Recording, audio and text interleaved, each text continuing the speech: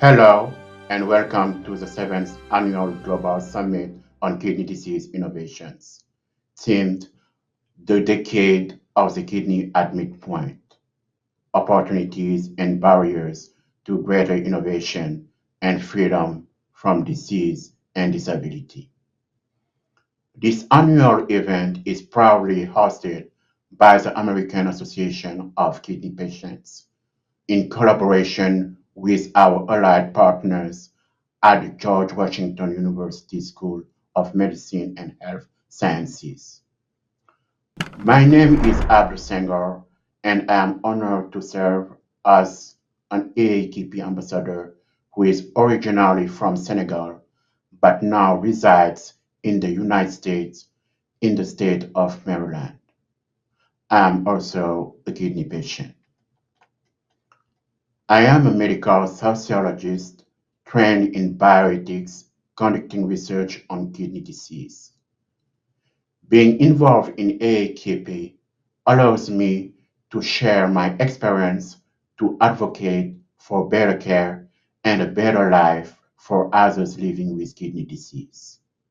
For example, I supported AAKP's National High Potassium Awareness Day on May 1st and National Phosphorus Awareness Day.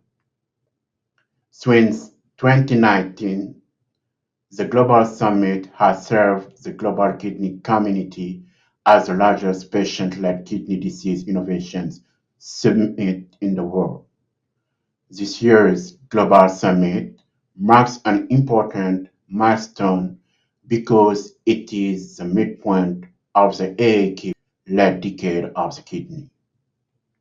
This global initiative has been mirrored across the world by kidney advocates, medical allies, government officials, and among people of goodwill committed to a return of true patient-centered medicine. Throughout the first half of the Decade of the Kidney, we have raised awareness about the increasing burdens of kidney disease worldwide among people, communities, workforces, and governments.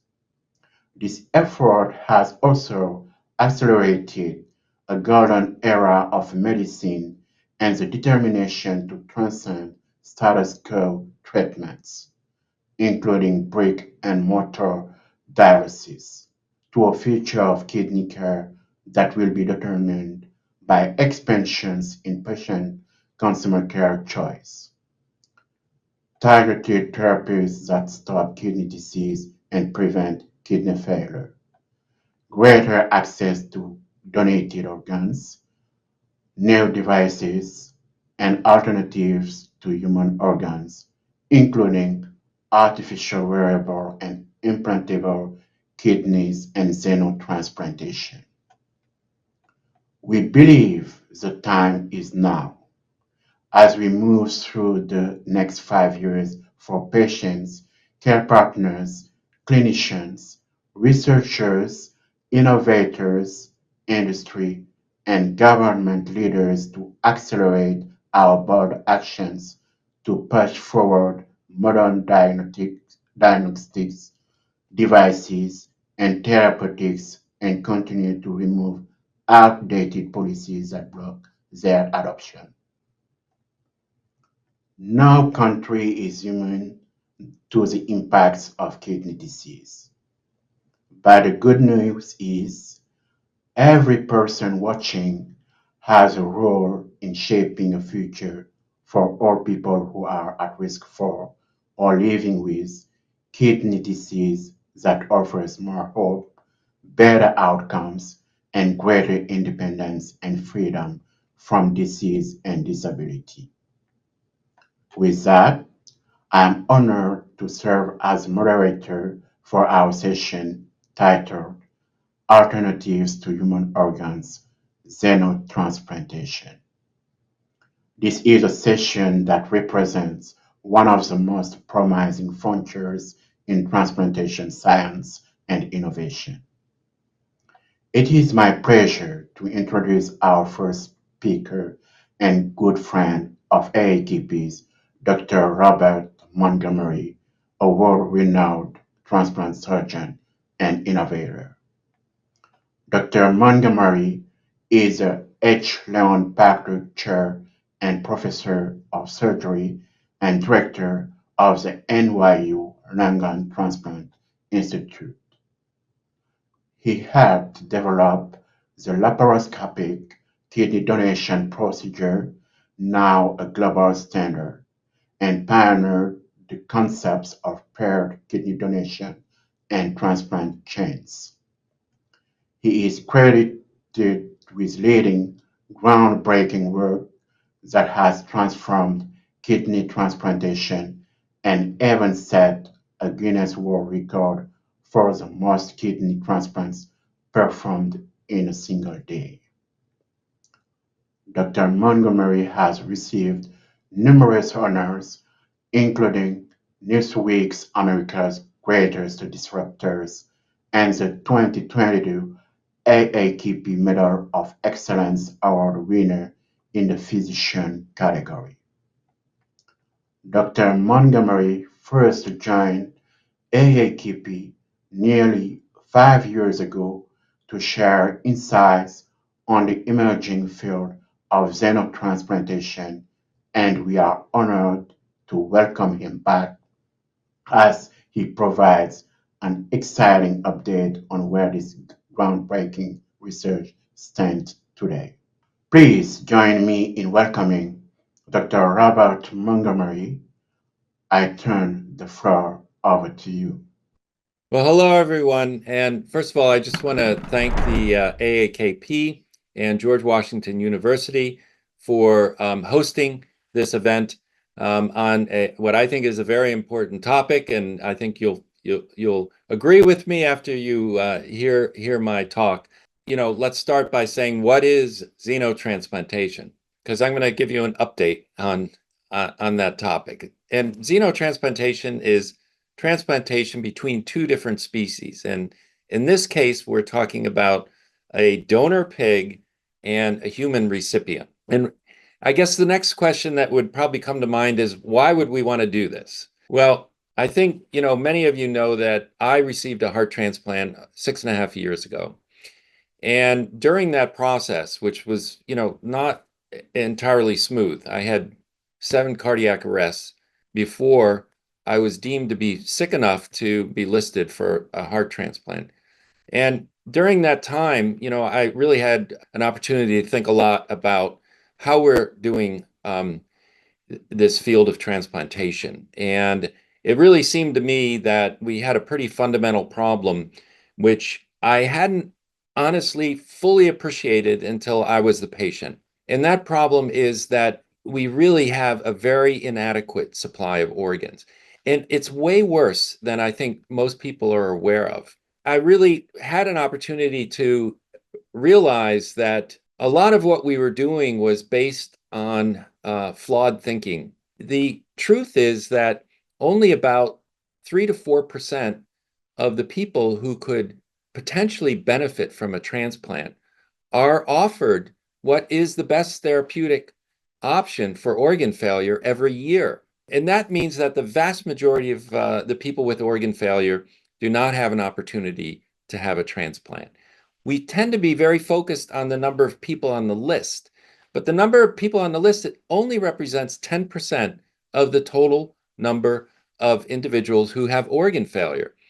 And only a third of the people who make it to the list ever actually receive a transplant. And somehow, over the last 65 years, we've socialized the idea that this level of rationing is acceptable. And it really comes back to what I consider to be a failed paradigm, which is that someone has to die for someone else to live. Now, why is it that we don't seem to be able to obtain an adequate number of organs? Well, there's sort of a hard ceiling over the potential number of organs that could become available each year. So way less than 1% of the people who die in the United States each year die in a way where they could potentially be a donor. And, then you think about living donation. Well, that's something that for kidneys and livers that we should be able to scale up, and provide organs for everybody. But the truth is, all the efforts that we've made, the innovations, all the things that have happened in the last 15 years, live donation has hardly grown at all. You could then say, well, we need to have a better donor rate. And in fact, the US has the best donor rate in the world right now. It exceeds Spain, which is always held up as sort of the model. And then you could say, well, we just aren't running this system well, and there's a large discard rate, and we should have an opt-out system, and we should give incentives or pay donors, all of these things that are all great ideas, and I think should be, in some cases implemented and offered as possibilities. But all of those things, if you could wave a magic wand, will not supply enough organs to offer transplantation to all the people who could benefit from it. And the reason why is that there just aren't enough people who die in a way that they could be donors. Essentially, most of what you can think about that we could do to improve this is a bit like rearranging the deck chairs on the Titanic. And the realization that I came to during my time waiting for a transplant and almost not getting there is that really the only way out of this crisis is to identify an alternative, sustainable source of organs. What are those possibilities? Well, there are some very good mechanical devices now to replace certain organs like the heart that are showing promise. Then you have bioartificial organs. So these are, scaffoldings, 3D printed organs that have human stem cells laid down on the scaffolding and coaxed down different pathways so that those cells mature and become a functional organ. And then what I think is the most promising of these three possibilities is xenotransplantation, because I believe that xenotransplantation has arrived.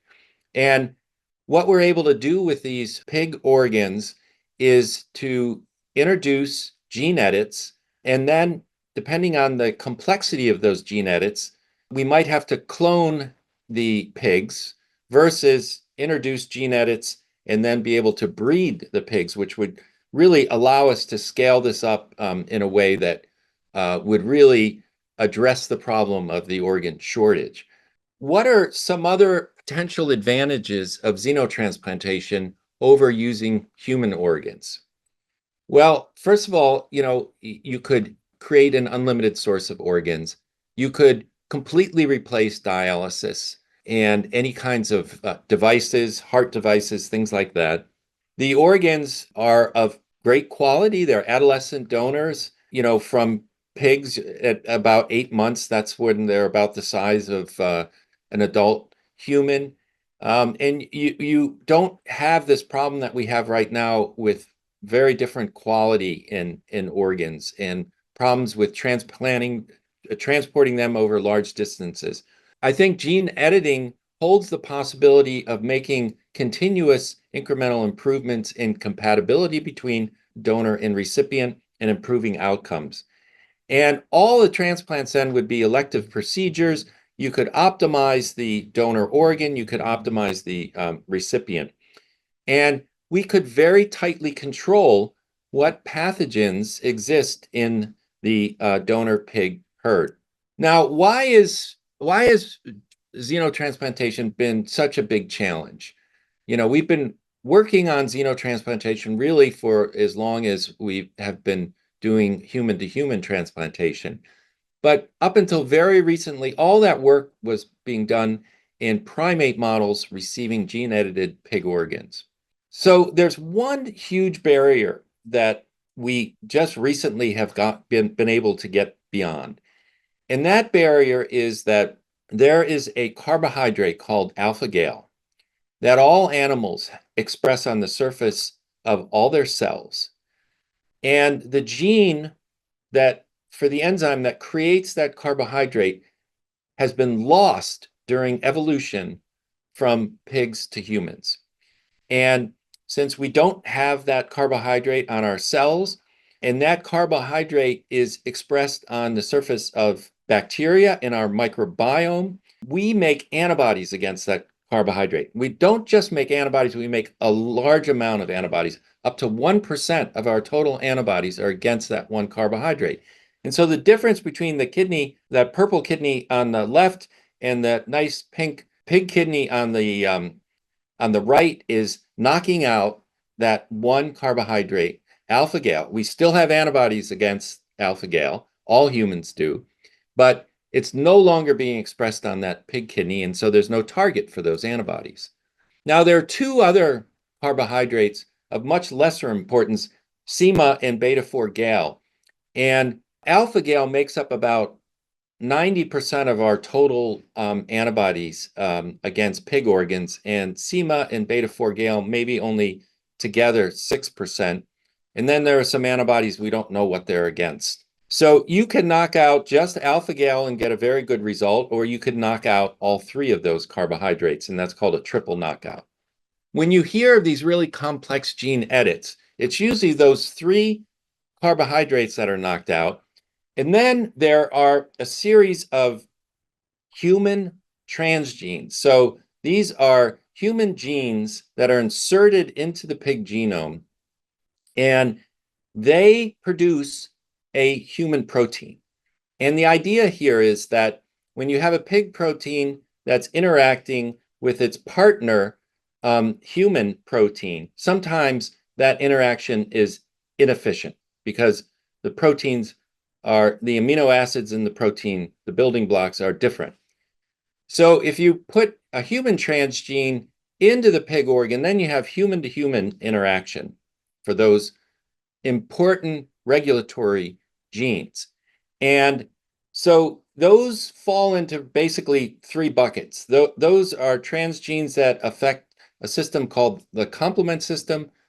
Another is the clotting system. And the third is just inflammation. And so these are important proteins that regulate these pathways and prevent them from getting out of control. And so those are what we call knock-ins that are put into the pig genome. One of the big concerns that really held back xenotransplantation for years was worries about what's called zoonosis. So this is the idea that a pathogen that is common in pigs could be transmitted to humans. And we all are aware of examples of pandemics that have resulted from a pathogen jumping from an animal to a human. And those things happen spontaneously anyway. And, you know, in xenotransplantation, we have the opportunity to really carefully monitor and do surveillance, and in some cases, eliminate these pathogens from the pig herds and really have tight control. When you receive an organ, I received a Hep C positive heart, and I had to take medications. I got hepatitis C, and I had to take medications to get rid of it. In allotransplantation, human-to-human transplantation, there's always a risk of getting some kind of an infection, right? I mean, that's part of what we deal with. And in the case of pig organs, again, we could really control that. But this has been a fear and really held us back, I think, from translating this into humans until very recently.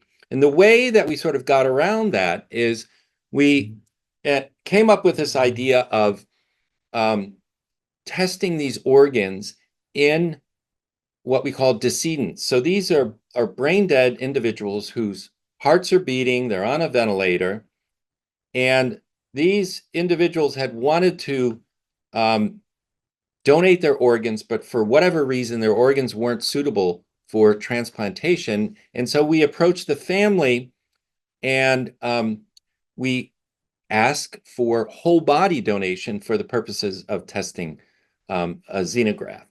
And we have done about 7 of these procedures. Initially, we only did them for a few days. We only had approval to test to make sure that those preformed antibodies that I talked about earlier against carbohydrates weren't going to be a problem when we moved into humans, and to see if there were any other issues in terms of the organs being able to function well. And so we were able with kidneys and hearts to do this initial testing under very controlled circumstances and essentially de-risk the move from the decedent model into living humans. And we did the first one of these in 2001.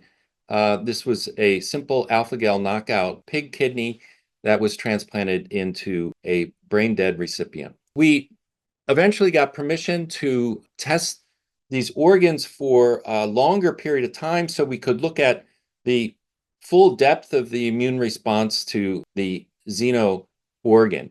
And essentially what we were able to do is to care, for these decedents in the ICU with a xenograft, in this case, a kidney, and really look at the immune response and also monitor the function of the organ over a period of 2 months.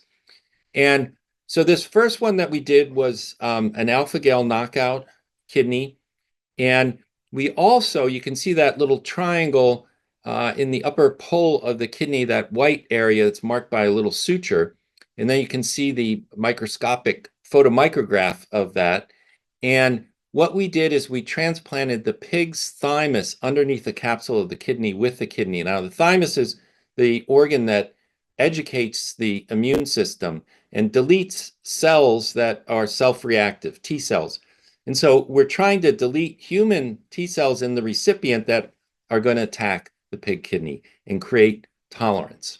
Now, we use, basic immunosuppression that I think most of you are familiar with, steroids, Cellcept, and Prograf or tacrolimus, but also some additional immunosuppressive agents were necessary because this is a significant barrier between another species and a human. And so the immunosuppression is a bit more strong and robust with a human-to-human transplant. In this 2-month decedent, we had an episode of antibody-mediated rejection, which we were able to diagnose with a biopsy and treat effectively. So we were able to devise and deliver a very effective treatment for the first time with a xenotransplant, completely reversed the rejection. You see the kidney on the right side. After 2 months, we had to remove it. Kidney looked perfect and had excellent function at the end of the 2 months. A big question, I've been talking mostly about the immune response to the xenograft, but one of the big questions was, can the pig kidney or heart completely recapitulate the activities of the human organ, right? And we're talking now about a kidney. A kidney is a very complex organ. Kidneys regulate fluid, electrolytes, they regulate your blood pressure, acid-base balance, calcium, phosphorus. They produce hormones and respond to hormones.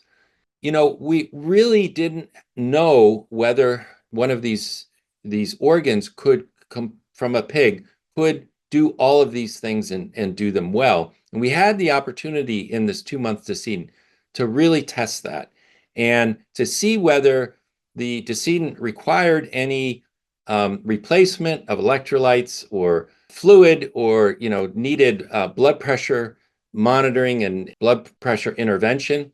And what we found was that a pig organ could pretty much do anything a human organ can do.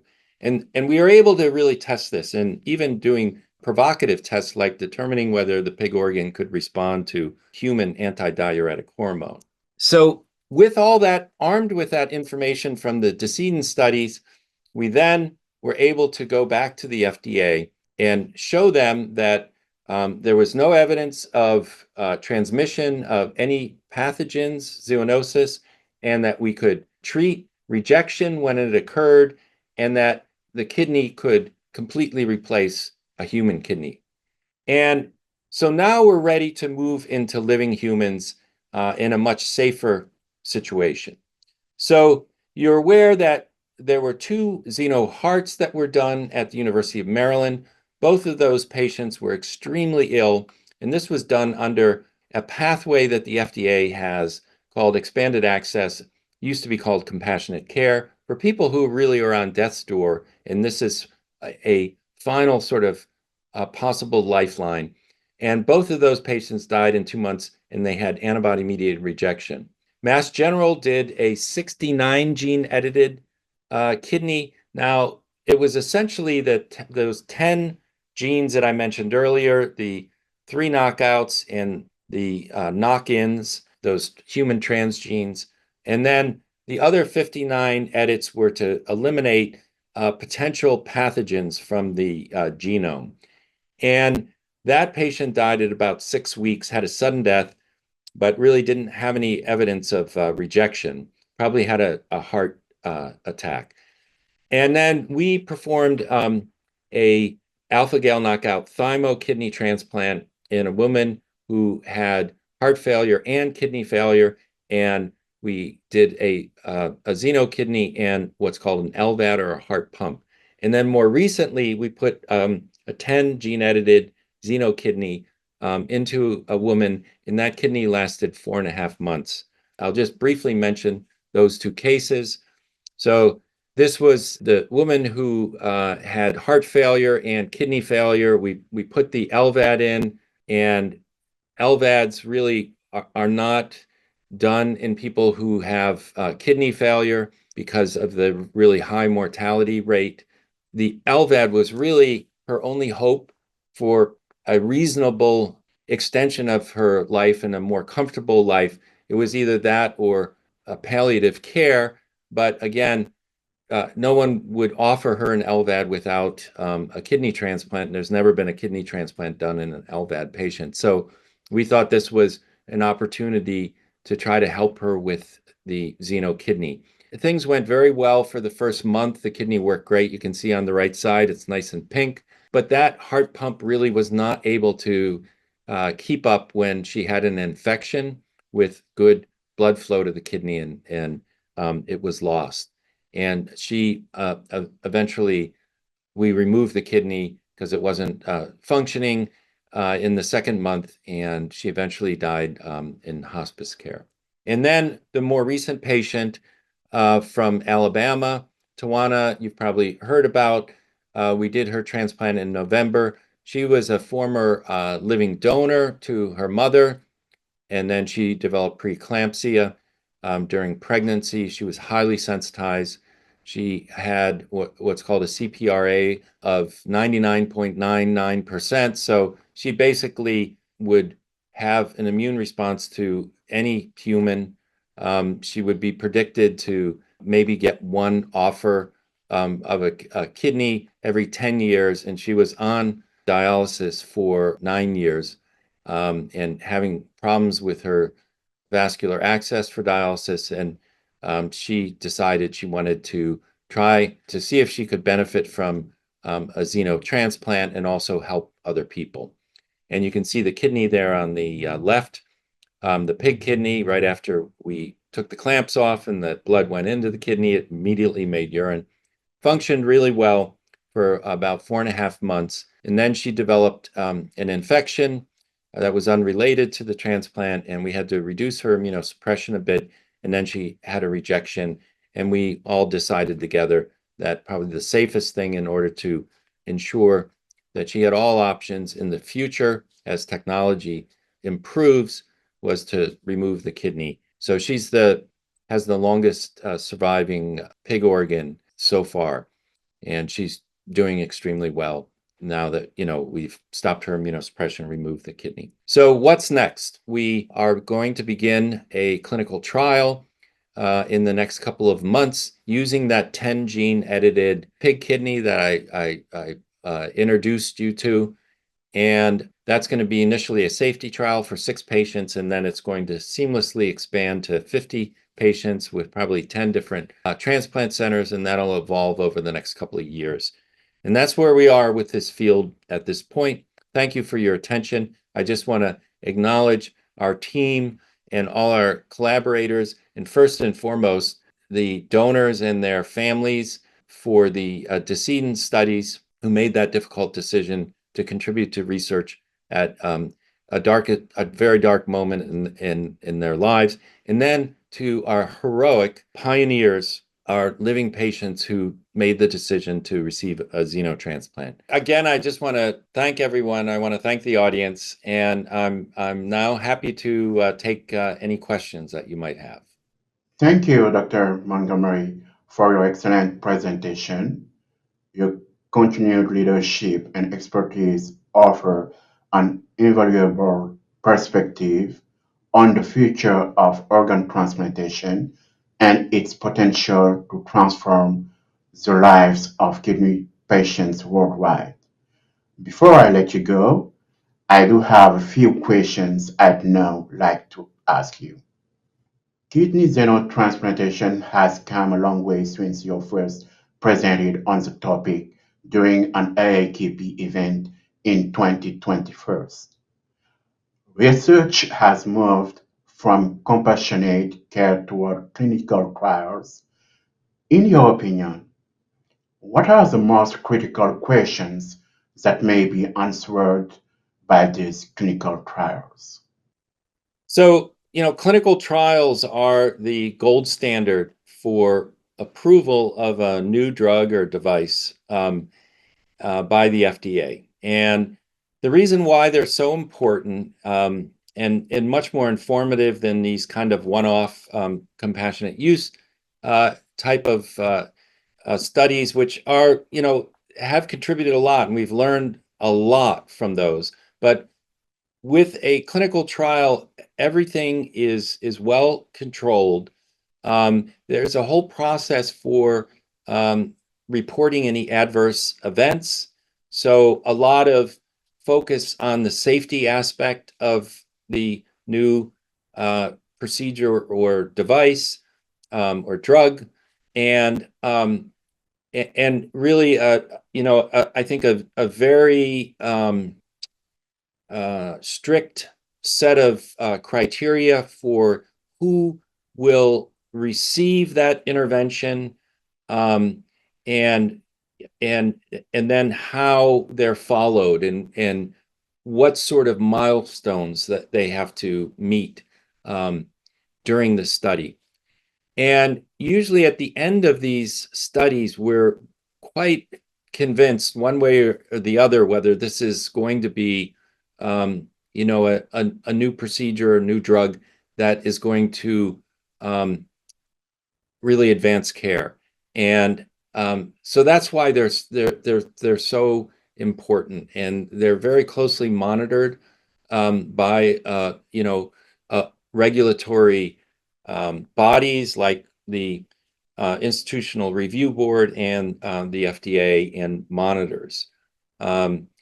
So it's an important step to get into the clinical trials, and that's the pathway towards approval. And once xenotransplantation is approved, then it can be accessible to the people who need it, essentially anywhere that it is able to do these transplants. So it's a really important process, and like I said, it's the gold standard. The world has watched the strides made in kidney xenotransplantation since the start of the decade of the kidney in 2020. 5 years later, we are witnessing the start of clinical trials. Where do you anticipate we'll be in another 5 years with learnings surrounding this procedure as we round out the decade of the kidney in 2030? So I'm convinced that by 2030, xenotransplantation is going to be widespread. It's going to be available to patients who we think will benefit from it. There'll still be human-to-human transplants, allotransplants that are being done. We'll have a better understanding of which groups of patients benefit the most from xenotransplantation. and which patients that really aren't now considered for allotransplantation because it's a resource that we have to ration because we just don't have enough human organs. What groups of patients will now be able to be served because of the availability of pig organs? So in 5 years, we'll be at that process where I believe the organs will be approved for general use, and we'll be scaling. You know, our industry partners will be scaling up their ability to provide those organs in a sustainable, unlimited way. As a transplant recipient yourself, what inspires you the most about this work, and what message of hope would you share with fellow patients who are following this potential medical breakthrough? So really, it was my experience as a patient waiting for a heart that honestly I didn't think I would ever get. That has inspired me to devote the rest of my life, whatever's left of my life, to making xenotransplantation available to my fellow transplant recipients who, are up against this waiting on lists, not qualifying to get on a list, not being sick enough to get on a list. All our organs, for the most part, are allocated on the basis of severity of illness. So you have to get really sick in order to be offered an organ. And I think that paradigm it's a failed way of thinking about transplantation. Transplantation will benefit patients the most when they're healthy, before they're on death's door. And I really want to end this cycle that we've been in since the inception of transplantation, where most of the people who could benefit from a transplant never get one. Thank you again, Dr. Montgomery, for sharing your time and expertise with us. Now, it's my pleasure to introduce Dr. Michael Curtis, President and CEO of eGenesis, a company leading the way in xenotransplantation by using genetic engineering to create human-compatible pig organs. Dr. Curtis has over 25 years of experience in scientific research and biopharmaceutical development. Under his leadership, eGenesis is pioneering innovative solutions in xenotransplantation that have the potential to one day eliminate the transplant waiting list and transform access to life-saving organ transplants. Please join me in welcoming Dr. Michael Curtis. I turn the program over to you. Thank you, Abdou, and thank you to AAKP and GW for the opportunity to share the eGenesis story, really focusing on the advancements that we've been able to make over the next 5 years, since the beginning of 2020. So when we think about what we're creating at eGenesis, we're applying genome engineering to the porcine genome to make human-compatible organs. And the intention here is to end waitless mortality. The second is we know that the wait list is only there because there's a constrained supply of organs. And we know that we can bring benefit to patients that are on chronic dialysis with a transplant. So our ultimate goal really is to bring transplant to all patients who could potentially benefit. And our approach to genome engineering, and especially the pig genome, is unique in the industry. So when we think about making human-compatible organs in pigs, we really approach genome engineering from 3 different sets of genetic edits.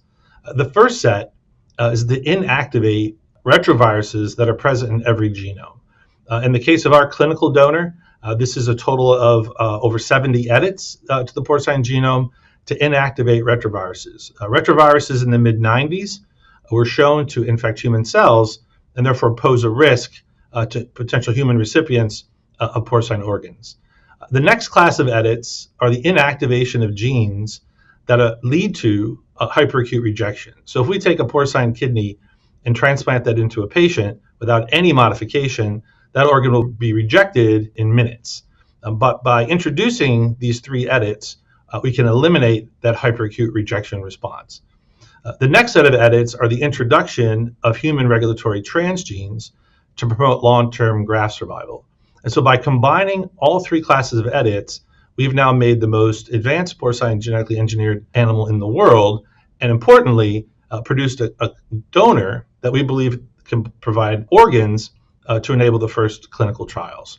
So the advantages that we have at eGenesis is we entered the field about 7-8 years ago, and we're able to leverage many decades of advancements in what we call cross-species transplantation, or the transplant of an organ from one species into another. The field of cross-species transplantation has been focused on improving the compatibility of porcine organs with human recipients. This table here shows the advancements over the previous multiple decades. And back in 2020, we started to bring forth a variety of different sets of genetically engineered donors. And this table summarizes, I think it was 7 of these genetically engineered donors. As you can see from the table, all these animals would carry full retroviral inactivation, the triple knockout, and then a combination of anywhere between 7 and 12 regulatory human transgenes. So once we completed the genetic engineering, our next goal was to show what the outcome would be in a porcine kidney transplant in a monkey, or what we refer to as non-human primates. Back in 2021, we published in the American Journal of Transplantation a series of non-human primate transplants. And I'm highlighting a few of the more successful porcine kidney transplants into monkeys.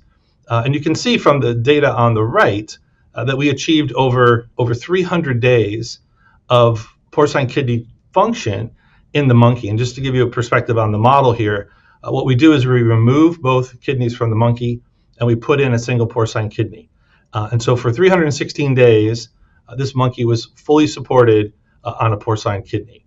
So through this iteration of genetic engineering testing in animals, we arrived at our clinical donor. So this slide shows the total editing that we did to what we call eGen 1784. This is a Yucatan mini pig. So fully grown, this animal is about 70 kilos, 150 pounds. It produces organs that are correctly sized for people. The table on the left summarizes the genetic modification. So this animal carries full retroviral inactivation, all 3 knockouts, and as you can see from the table, 7 regulatory human transgenes to control coagulation compatibility, regulate innate immunity, complement activation, and then as well as control inflammation and apoptosis. Currently, we're using the ESA 1784 donor in all of our clinical work. Now, what was important about this animal and about this set of genetic modifications, as far as we can tell, is one of the first times that we were able to demonstrate complete transgene expression. So when we put a human gene into the porcine genome, what's really important is that that gene is expressed durably. So we get consistent expression of that protein over time. So what's shown here is a summary of some fluorescence microscopy where we're measuring the level of expression of each of these genes. So along the top is each of the 7 genes. Underneath it is tissue, kidney tissue, from donors that carry the genetic edits. And you can see in red, we see very consistent and reproducible transgene expression in kidneys from these donors.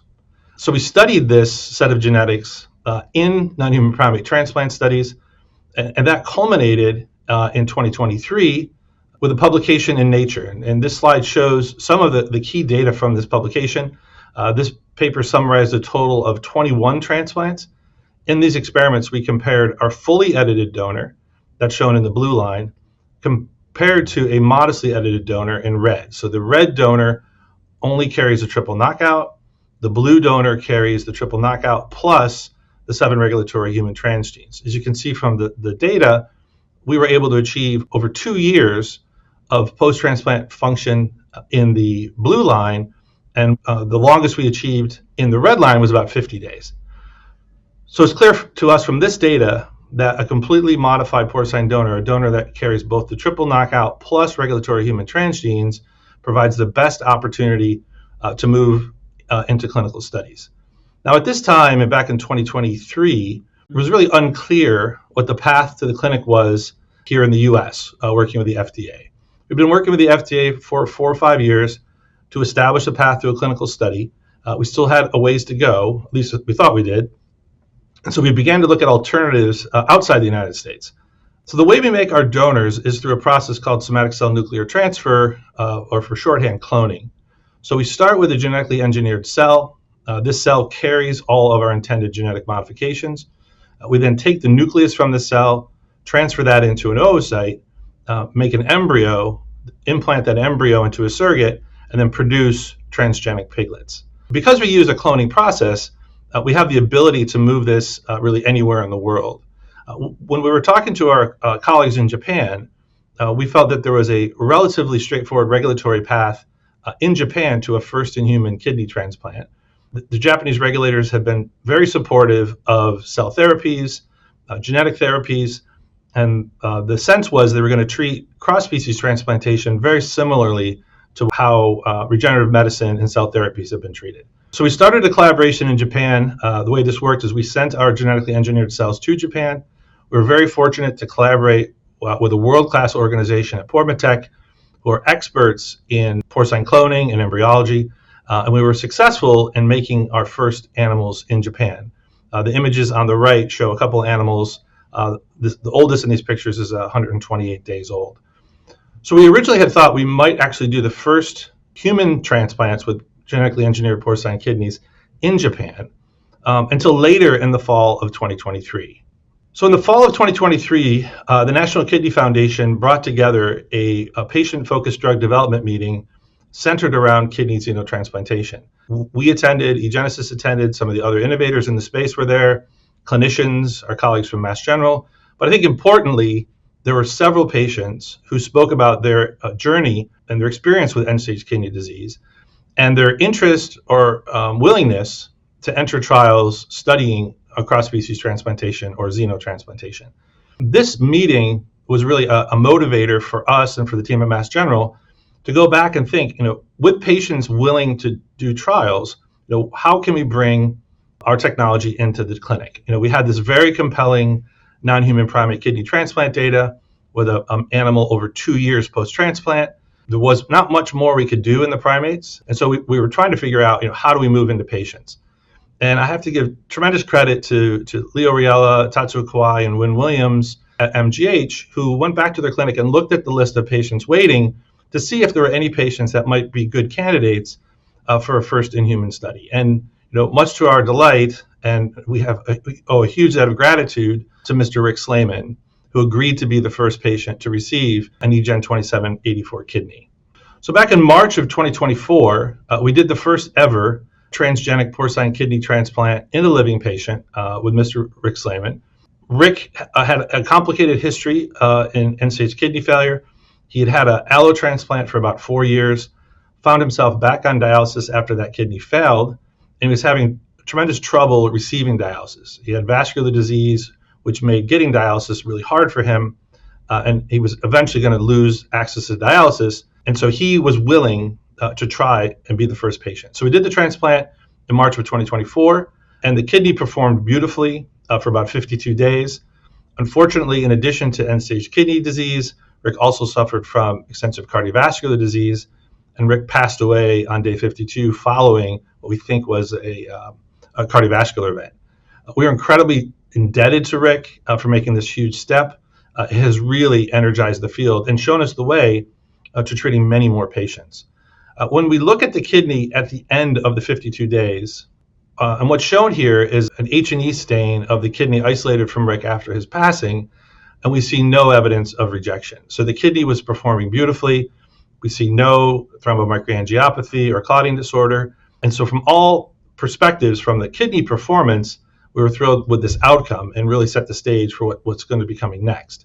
Now, we published this data in New England Journal of Medicine earlier this year. And what we've shown here is the performance of the kidney over 51 days, right? And so we can see Rick starting creatinine serum creatinine before the transplant was over 10.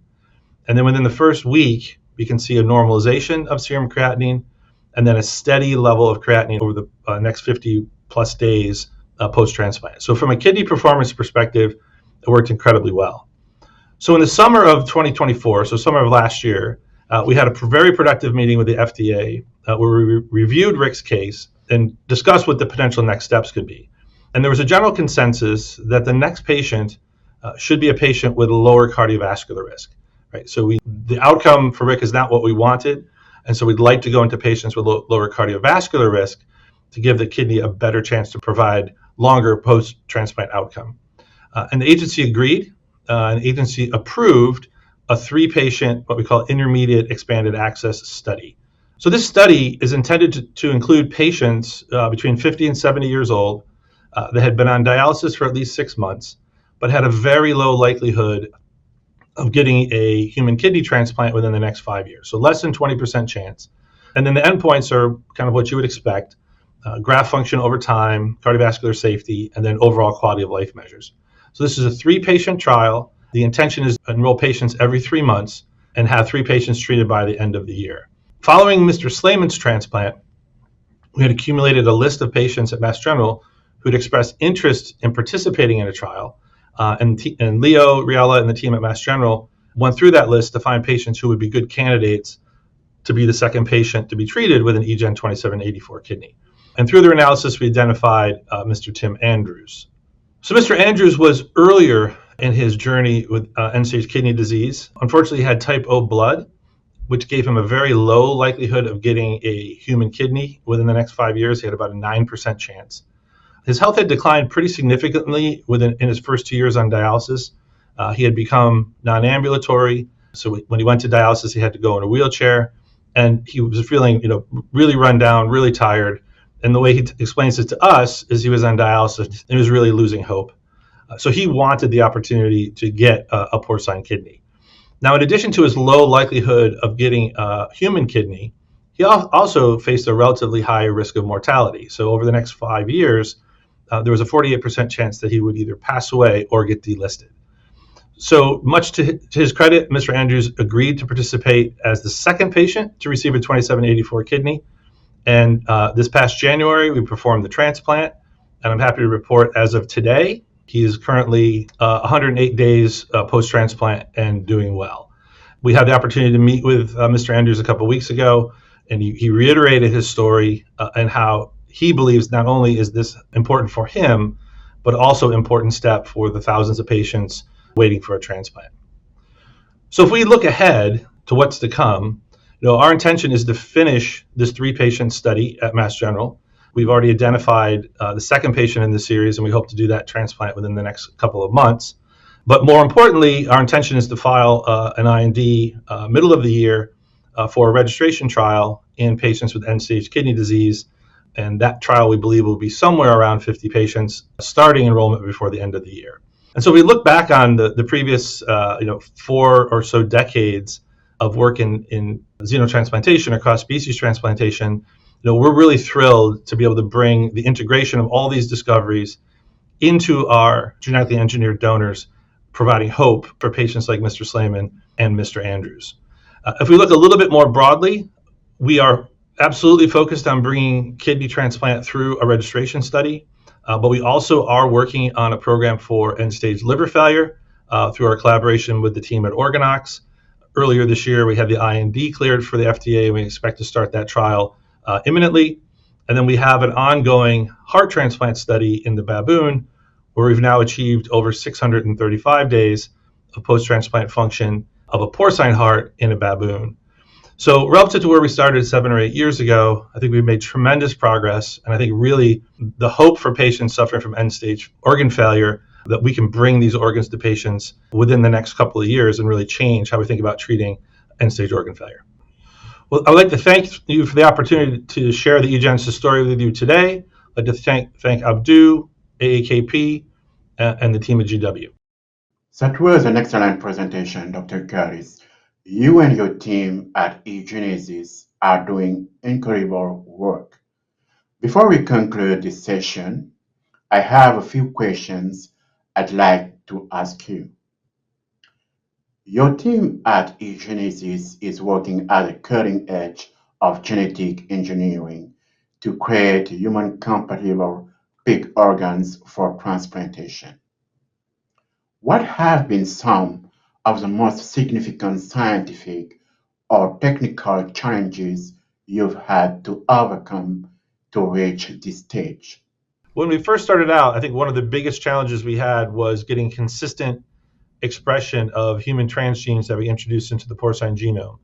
So in early versions of our donors, we'd introduce 12 different genes, and we might get expression of 7 or 8, and 4 would be completely unexpressed. So it took us a few years to figure out how to put these genes into the porcine genome to give us good expression to drive good transplant outcomes. I think the second really big challenge is figuring out what the immunosuppression regimen needs to be. So we've been working in monkeys using standard of care allo. We've been using some investigational drugs, and those are the regimens that we've taken into the clinic. But what we've learned is that the best place to figure out what the immunosuppression regimen needs to be is in the clinic.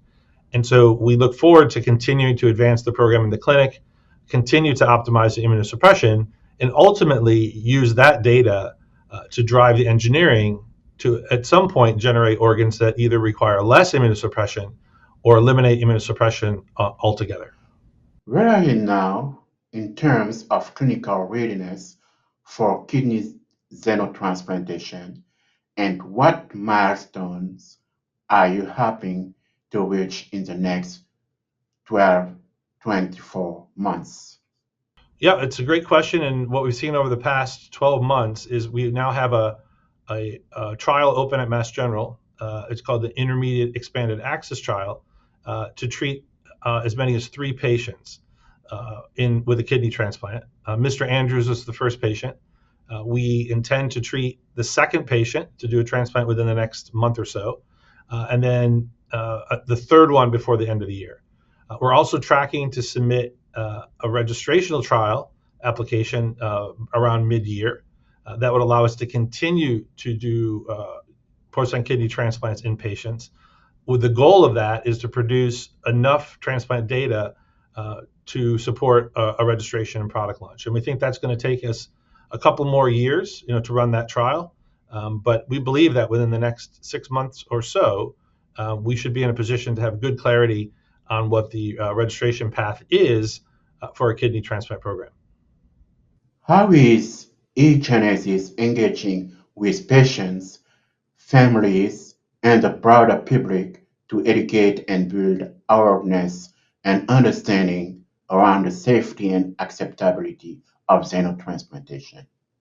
So it's a great question, and we work very closely with the team at Mass General on educating patients that they have in their clinic. Right now we're very focused on working with them to continue to make progress in the clinic. We have worked in the past with AAKP. We've worked with the National Kidney Foundation. As I mentioned during my talk, the fall of 2023, National Kidney Foundation had a patient advocacy, patient drug development meeting, which was instrumental in defining the path to the first transplant with Mr. Slayman, which now has led to the second transplant with Mr. Andrews. And we speak to the patients on study. We actually a few weeks ago had the opportunity to meet with Mr. Andrews, understand what he's going through on our study.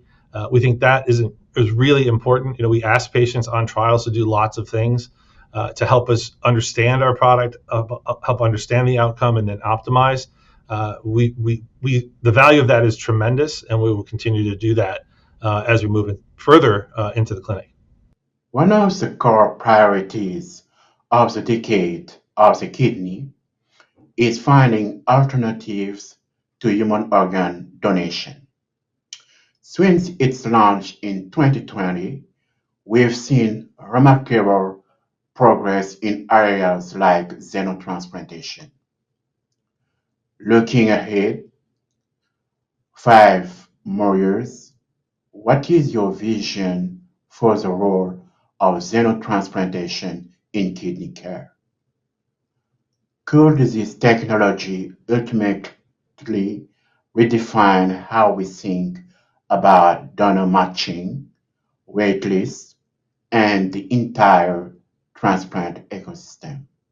So it's amazing to see, even in the first two transplant recipients of Mr. Slayman and Mr. Andrews, the difference that we can make. Even though Mr. Andrews is at 108 days post-transplant, still a ways to go, but the change in quality of life for him has been really astounding.